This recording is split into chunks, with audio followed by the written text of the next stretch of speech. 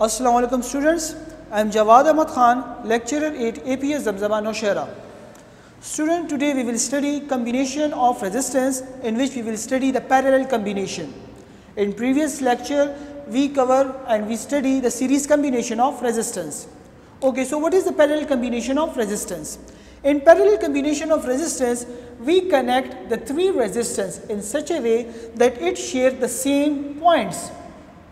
As you can see, this is the R1, R2 and R3. So all these resistance share the same point, which is point A, and this is the other end, also it is shared by point B.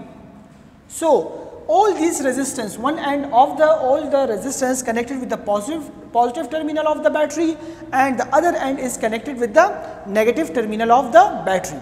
So if the potential difference across all the resistance are same, so the voltages across all the resistance will also be same. So I can say that the V is equal to V1 is equal to V2 and is equal to V3.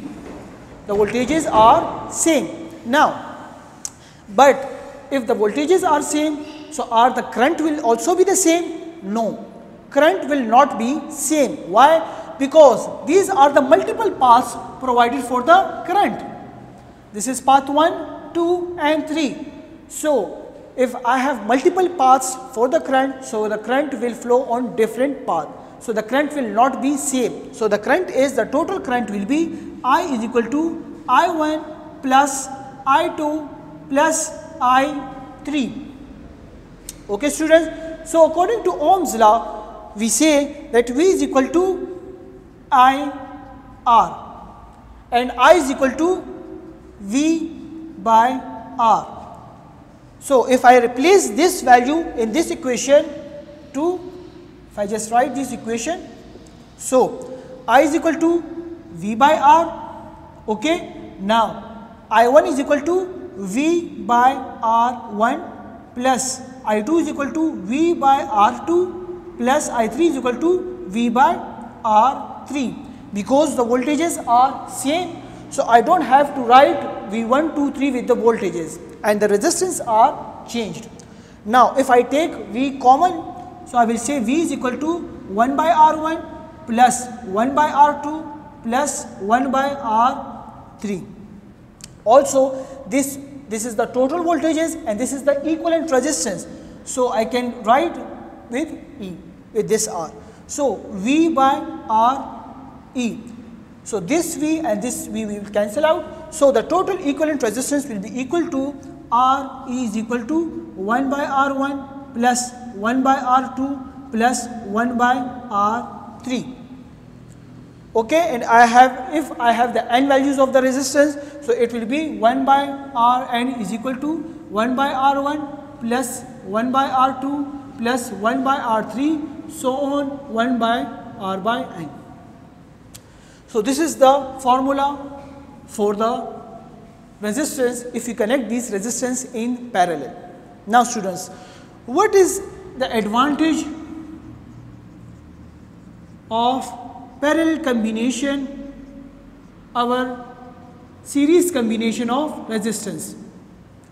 The main advantage of the parallel combination is that it supplies the same voltages to all the resistance. Okay, now if let's say suppose अगर मेरे पास इधर 10 volt है तो यही 10 volt R3 के across भी है, R2 के अक्रॉस भी है, R1 के अक्रॉस भी है. यही रीज़न है कि हमारे पास जो डोमेस्टिक वायरिंग होती है घरों में, तो वो हमारे पास पैरेलल कम्बिनेशन पे होती हैं. तो हमारे पास ईच एंड एवरी लोड को 220 वोल्टेजेस ही आपके पास मिल रहे होते हैं. सेकेंड एडवांटेज क्या है कि अगर हमारे पास आपके पास एक लोड है, लेट्स से सपोज मैं कंसिडर कर देता हूँ कि ये मेरे पास लाइट है, ठीक है, ये मेरे पास लेट्स से सपोज कोई फैन वगैरह हुआ, ये मेरे पास दूसरा टाइप का कोई लोड हुआ, लेट्स से सपोज ये भी मेरे पास एक लाइट है. तो ये अगर मेरे पास पैरेलल में कनेक्ट है और अगर लेट्स से सपोज किसी फॉल्ट की वजह से या किसी और रीजंस की वजह से अगर ये डिस्कनेक्ट भी हो जाता है, तो हमारे पास और जो रिमेनिंग लोड है तो उनको वो क्या होता है, सप्लाई मिल रही होती है.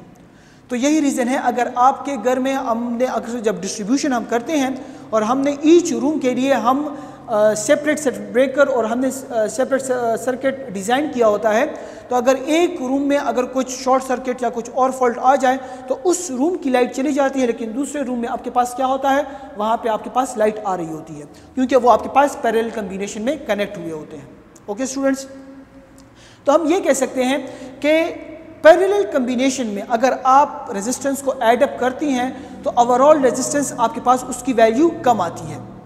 In simple words, let's say suppose अगर मेरे पास 5 ओम के रेजिस्टेंस हैं, लेकिन मुझे जो वैल्यू चाहिए वो मुझे 2.5 ओम की चाहिए, तो मैं क्या करूँगा।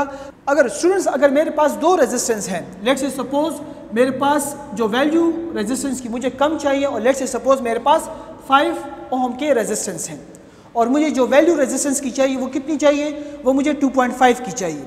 तो मैं क्या करूँगा कि यही रेजिस्टेंस मेरे पास अगर मैं पैरेलल में कनेक्ट करूँ, ये मेरे पास 5, ये मेरे पास 5, अगर मैं इसको पैरेलल में मैंने कनेक्ट किया तो 1/R इक्वलेंट 1/5 प्लस 1/5, मेरे पास जो वैल्यू आएगी वो मेरे पास क्या हो जाएगी 25/10, और RE इज इक्वल टू 25/10, तो मेरे पास RE क्या आ जाएगा 2.5। तो मैंने 2.5 ओम रेजिस्टेंस अचीव किया 5 ओम के रेजिस्टेंस से। तो अगर आप पैरेलल में अगर रेजिस्टेंस कनेक्ट करते हैं तो ओवरऑल जो रेजिस्टेंस की वैल्यू है वो आपके पास कम आप अचीव कर देते हो। तो अगर सीरीज़ है या पैरेलल है तो आप अपने मर्जी के रेजिस्टेंस क्या है वो आप अचीव कर सकते हो। और जब आप इलेक्ट्रिक सर्किट्स डिज़ाइन करते हैं तो आपको बहुत ही यानी कि एग्जैक्ट वैल्यू ऑफ रेजिस्टेंस आपको चाहिए होती है। अच्छा स्टूडेंट्स, हम एग्जांपल 14.5 को डिस्कस करते हैं तो आपको और भी ये टॉपिक क्लियर हो जाएगा। 14.5 में हमारे पास 3 रेजिस्टेंस हैं और उसको हमने पैरेलल में कनेक्ट किया हुआ है। हमारे पास R1 2 ओम, R2 3 ओम और हमारे पास R3 6 ओम 3 रेजिस्टेंस है, और हमने इसको पैरेलल में कनेक्ट किया हुआ है, और जो हमारे पास वोल्टेज है वो हमारे पास 6 वोल्ट की है। जो हमने फाइंड आउट करना है वो हमने RE इक्विवेलेंट रेजिस्टेंस, तो हमने अगर हमारे पास पैरेलल में कनेक्ट है तो फॉर्मूला हमारे पास क्या है 1/RE is equal to 1/R1 plus 1/R2 plus 1/R3। तो वैल्यू हमारे पास 1/2 प्लस 1/3 प्लस 1/6। अगर मैं LCM लूँ तो हमारे पास 6, हमारे पास 3 प्लस 2 प्लस 1 6/6, तो हमारे पास क्या आ जाएगी, मेरे पास 1 ओम इक्विवेलेंट रेजिस्टेंस की वैल्यू आ गई। सेकेंड पार्ट मेरे पास है I passing through each resistance, क्योंकि हमारे पास करंट के लिए क्या है, मेरे पास मल्टीपल पाथ्स हैं।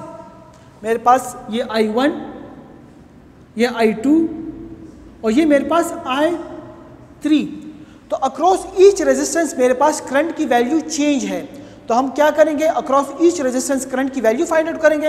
अब स्टूडेंट्स अगर ये मेरे पास कम्बिनेशन सीरीज़ में होता तो फिर हम ये नहीं कहते कि करंट अक्रॉस ईच रेजिस्टेंस, क्योंकि सीरीज़ में तो सिंगल पाथ है तो वहाँ हमारे पास करंट ऑब्वियसली वो हमारे पास सेम होता है। और इन दिस केस हम वोल्टेजेस फाइंड नहीं करते, क्योंकि वोल्टेजेस जो मेरे पास इधर 6 वोल्ट है तो ये मेरे पास पैरेलल में कनेक्ट है, तो अक्रॉस R1 भी 6 वोल्ट होगा, R2 भी 6 वोल्ट होगा और R3 भी 6 वोल्ट ही होगा, क्योंकि पैरेलल में हमारे पास वोल्टेजेस सेम होती हैं। अच्छा, पार्ट बी की तरफ आते हैं। करंट हम कैसे फाइंड आउट करेंगे, I is equal to V/R, क्योंकि I1 फाइंड आउट करें तो I1 R1, वोल्टेजेस मेरे पास क्या है 6 डिवाइडेड बाय रेजिस्टेंस क्या है 2, तो मेरे पास 3 एम्पियर I1, I2 मेरे पास क्या होगा V/R2, 6 डिवाइडेड बाई 3 तो मेरे पास 2 एम्पियर, और मेरे पास I3 is equal to V/R3, 6 divided by 6 मेरे पास 1 एम्पियर। तो I1 के अक्रॉस 3 एम्पियर, I2 2 एम्पियर और I3 मेरे पास 1 एम्पियर की वैल्यूज़ आ जाती हैं। और अगर हम टोटल करंट फाइंड आउट करते हैं तो हमारे पास इस इक्वेशन में अगर आप देखें तो I is equal to I1 plus I2 plus I3, तो टोटल करंट मेरे पास क्या है, जो I टोटल है वो मेरे पास I1 plus I2 plus I3, तो मेरे पास 3 प्लस 2 प्लस 1 तो मेरे पास 6 एम्पियर की वैल्यू आ जाती है।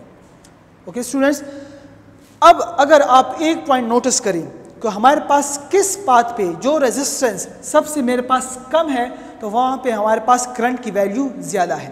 यानी कि अगर आप इधर देखें तो इधर मेरे पास जो रेजिस्टेंस की वैल्यू क्या है 2, तो मेरे पास मैक्सिमम करंट आया है 3 एम्पियर। और अगर आप इधर देखें, जो अगर मेरे पास रेजिस्टेंस 6 ओम की है तो मेरे पास करंट की वैल्यू क्या है, वो मेरे पास 1 एम्पियर। इट मीन्स कि हमारे पास अगर करंट के लिए मल्टीपल पाथ्स हैं तो करंट उस पाथ को फॉलो करेगा जिसमें उसके साथ रेजिस्टेंस कम हो। लो रेजिस्टिव पाथ को करंट फॉलो करेगा।